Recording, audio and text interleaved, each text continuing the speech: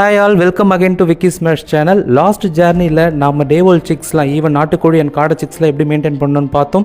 இப்போ இந்த journey-ல feed management, medicines follow up and exact profit and loss-லாம் எப்படி இருக்க போகுதுன்றதை பார்க்கலாம். Before that, subscribe, like and share our channel. நாட்டுக்கோழியை பொறுத்த வரைக்கும் நான் பாஸ்டர் முறையில் மெயின்டைன் பண்ணுறதுனால அதுக்கு 50% ஃபீடு வெளி மேய்ச்சலே கிடைச்சிடும். அதர் 50% இதை நான் ரெடி பண்ணி கொடுக்கணும். அதையும் எக்கனாமிக்கலாக கொடுக்கணும்னு டிசைட் பண்ணேன். பிராய்லர் கோழிங்களுக்கு தான் நாம கான்சன்ட்ரேட்டட் ஃபுட் கொடுக்கணும். ஏன்னா 3 months வெயிட் கெயின் பண்ண வச்சு சேலுக்கு அனுப்பணும். ஆனால் நாட்டுக்கோழி வளர்கிறதுக்கு 5 to 6 months ஆகும். அதே போல் அதிகமாக பிராய்லர் கோழி போலலாம் வெயிட் சேராது, கொழுப்பு சேராது. இதுக்கு ஆல்டர்னேட் சோர்ஸஸாக நான் ப்ரிஃபர் பண்ணுறது முருங்கைக்கீரை தான். எல்லா இடத்துலையுமே இருக்கும், உங்கள் வீட்டிலே கூட இருக்கலாம். நீங்கள் அதை கொடுத்தீங்கன்னா நல்லாவே சாப்பிடும். காய்கறி கடைக்கு போனீங்கன்னா வேஸ்ட்டு காய்கறிலாம் இருக்கும், ஓட்ட தக்காளி கோஸ்லாம் இருக்கும். அதெல்லாம் இடத்துல வந்து கட் பண்ணி போட்டிங்கன்னா ரொம்ப அழகாகவே சாப்பிடும்.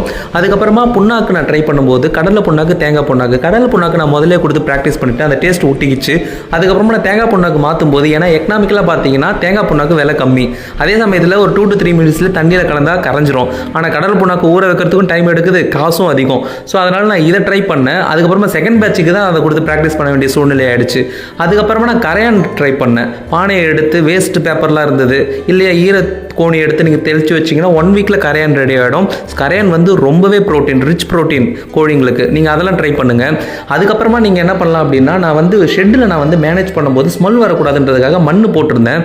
பட் அது எனக்கு செட் ஆகலை. அதுக்கப்புறமா நான் மரக்கடைக்கு போயிட்டு நைஸ் மரத்தூள்னு இருக்கும், அதை வாங்கிட்டு வந்துட்டு நான் போட்டேன். ஸ்மெல்லாம் ரொம்பவே வரல. அட் த சேம் டைம் நான் ஒரு 20-25 days வரைக்குமே நான் க்ளீன் பண்ணாமே வச்சுருந்தேன் ஷெட்டு. அது வரைக்குமே எனக்கு எந்த டிஸ்டர்பன்ஸும் இல்லை, ஆர்டர்ஸ்லாம் எதுவும் இல்லை. அதுக்கப்புறமா நான் எடுத்து என்ன பண்ணேன் அப்படின்னா, அதை வந்து அந்த வேஸ்ட் எல்லாம் க்ளீன் பண்ணும்போது ஒரு மரத்துக்கு கீழே வந்து கொட்டி தண்ணி தெளிச்சு விட்டுட்டேன். ஸோ எங்கள் வீட்டில் வாழை மரம் இருந்தது, அது கொட்டி தண்ணி தெளிச்சு விட்டுட்டேன். கொஞ்சம் நல்ல புழு ஃபார்ம் ஆயிடுச்சு. அந்த புழுவெல்லாம் கூட அது வெளியில் மேய்ச்சல் முறையில் இருக்கும்போது அது சீச்சு சாப்பிட்டுருச்சு. ஸோ இப்படியெல்லாம் அதுக்கு ஃபீட் மேனேஜ்மெண்ட் நான் பண்ணேன். நாட்டுக்கோழிங்களுக்கு கான்சன்ட்ரேட்டட் ஃபுட் கொடுக்க போறீங்க அப்படின்னா தீவன கடைகளில் சில கேட்டகரிஸ் இருக்குது. Starter, grower, layer. Starter 1 month வரைக்கும் கொடுக்கலாம். க்ரோயர் 2nd monthலேருந்து ஸ்டார்ட் பண்ணிக்கலாம். 5 to 6 months ஆனதுக்கப்புறம், அதாவது முட்டையிற ஸ்டேஜ் வந்ததுக்கப்புறம் லேயர் கொடுக்க ஆரம்பிச்சிடணும். ஏன்னா எக் வந்து நல்ல ஷேப்பில் கிடைக்கும், கருவும் நல்லா தங்கியிருக்கும். ஹேச்சிங் ப்ராசஸ் பண்ணும்போது நிறைய ஈல்டு கிடைக்கும் சிக்ஸில். ஸோ நீங்கள் லேயர் அந்த மாதிரி கொடுத்துக்கோங்க அந்த டைமில்.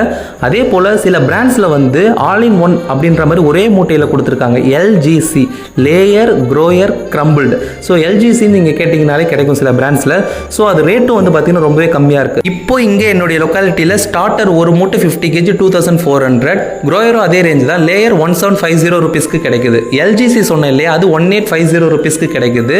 பட் எக்கனாமிக்கலாகவே இருந்தாலுமே நீங்கள் யூஸ் பண்ணி ரிசல்ட் நல்லா இருந்தால் LGCயை கண்டினியூ பண்ணுங்க. இல்லையா நீங்கள் ஸ்டேஜஸுக்கு தகுந்த மாதிரி ஃபீடை பிரித்து கொடுத்துக்கோங்க.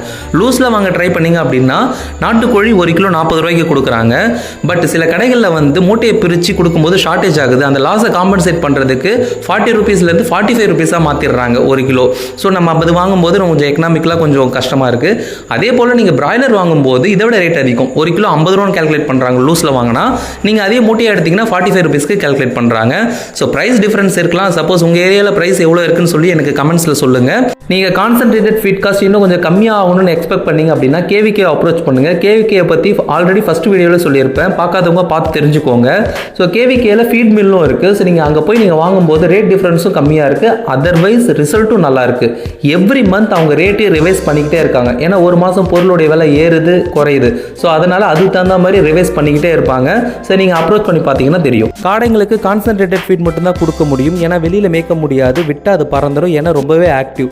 KVK ஃபீட் மில் போனீங்க அப்படின்னா ப்ரூடர், க்ரோயர், லேயர் அப்படின்னு சொல்லிட்டு கோயில்ஸுக்குனே தனியாக ஃபீட் கேட்டகரிஸ் இருக்குது. ப்ரூடர் வந்து நீங்கள் அப் டு 28 days வரைக்கும் கொடுக்கலாம், மேக்ஸிமம் 30 days வரைக்கும் கொடுக்கலாம். அதாவது காடையை கறிக்கு சேல் பண்ணுற வரைக்கும் நீங்கள் அதை ஃபாலோ பண்ணலாம். ஆனால் லேயர் வந்து 30 days தாண்டிடுச்சுனாலே கொடுக்க ஆரம்பிச்சிருங்க. ஏன்னா 60 நாளில் காடை முட்டையிட ஆரம்பிச்சிடும். ஸோ அதுக்கு தேவையான சத்தெல்லாம் லேயரில் தான் இருக்கும். சப்போஸ் நீங்கள் அப்படி கொடுக்காமல் விட்டுட்டீங்க அப்படின்னா எக்கு முதல்ல வரது ரொம்ப கஷ்டம். அதே மாதிரி காடை வந்து முட்டை இடும்போது கஷ்டப்பட்டு முட்டையிட்டு இறந்தே போயிடும். சம்டைம்ஸ் நீங்கள் வந்து லேயர்லாம் கொடுத்துட்டு எமர்ஜென்சிக்கு 1 or 2 daysக்கு மட்டும் நீங்கள் வந்து ஒரு ப்ரூடரோ இல்லை க்ரோயரோ கொடுத்து மாற்றினீங்க அப்படின்னாலுமே கூட இந்த கான்சிக்வன்சஸ் இருக்கும். அதே போல் எக்கும் ஷேப்புக்கு கிடைக்காது. ஸோ 30 days தாண்டிடுச்சுனாலே டெஃபினட்டாக லேயரை மட்டுமே ஃபாலோ பண்ணுங்கள். எக்கோடைய ப்ரொடக்ஷன் கரெக்டாக இருக்கும். அதே மாதிரி நீங்கள் அதை ஹேச்சிங் கூட யூஸ் பண்ணலாம். அந்த எக்கை ஃபீட் ஒன்ஸ் நம்ம நம்ம தீவன கடையிலே வாங்கணும்னு டிசைட் பண்ணிட்டோம் அப்படின்னா நமக்கு பிராய்லர் கோழிக்கான தீவனமே போதுமானது. Pre starter, starter, grower, layer அப்படின்ற கேட்டகரியில் இருக்குது. இல்லையா குவைல்ஸுக்குன்னே தனியாக வர ஆரம்பிச்சிருச்சு. அதிலே ஸ்டார்டர், க்ரோயர், லேயர் அப்படின்ற கேட்டகரியிலே இருக்குது. நீங்கள் எது வேணாலும் வாங்கிக்கலாம். நீங்கள் பிராய்லர் கோழிதே வாங்கி கூட போடலாம். அதிலே நல்ல சத்து இருக்குது. நாட்டுக்கோழியை விட பிராய்லர் கோழி கொடுத்தீங்கன்னா சீக்கிரமாக வெயிட் ஏறும், நமக்கு கறிக்கும் சேல் பண்ணலாம். அதே போல் நீங்கள் பிராய்லர் இதில் ப்ரீ ஸ்டார்டர் வந்து பார்த்தீங்கன்னா ஸ்டார்டருக்கும் பெரிய டிஃப்ரென்ஸ்லாம் ஒன்றும் இல்லை, சைஸ் தான். காடைகள் சின்ன சைஸாக இருக்கும்போது நீங்கள் ப்ரீ ஸ்டார்டர் கொடுக்கலாம் அப் டு 1 வீக் வரைக்கும்.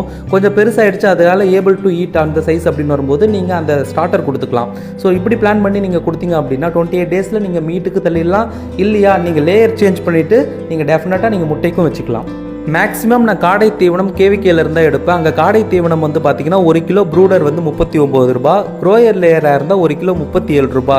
நீங்கள் அதை லூஸில் எடுத்தாலும் சரி, இல்லை 50 கேஜி மூட்டையாக எடுத்தாலும் சரி, இதே ரேட்டுக்கு தான் கால்குலேட் பண்ணுறாங்க. But every month rate revise ஆகும். அது ஏன்னு சொல்லிட்டு முன்னாடியே சொல்லியிருப்பேன்.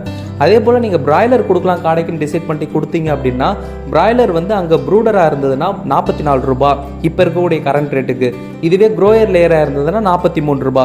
ஸோ ரேட் டிஃப்ரென்ஸ் வந்து நீங்கள் நியர்பையில் செக் பண்ணிக்கோங்க. எது பெட்டராக இருக்கோ நீங்கள் அதை வாங்கிக்கோங்க.